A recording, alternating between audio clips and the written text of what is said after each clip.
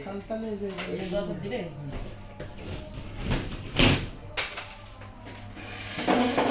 আগে বলে ইউটিউবে ছাড়িয়ে দেব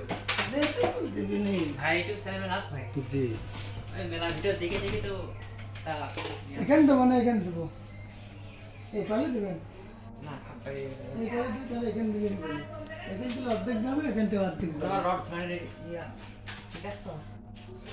রড ঝুলানোর মধ্যে এর উপর দিয়ে একটা ডাবের উপর দিয়ে রড ফেলা দিতে রড বড় রড আছে আছে না রড